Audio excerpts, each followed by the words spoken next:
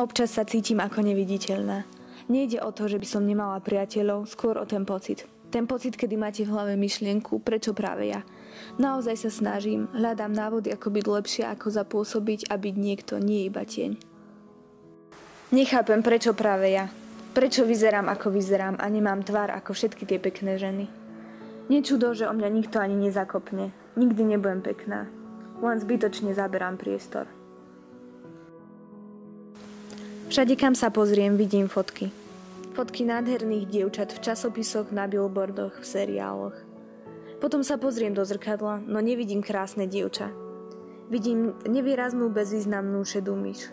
Mnohokrát sa pýtam samej seba, čo spraviť preto, aby som vyzerala ako oni.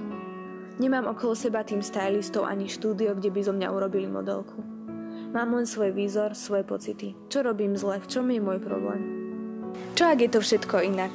Sú tie ženy v časopisoch vôbec reálne? Čo ak sa nájde niekto, komu sa budem páčiť taká, aká som? A vôbec, ako si ma má niekto vážiť, keď si nevážim samú seba? Nie som postava na billboarde, v telke či časopise. Som živá ľudská bytosť.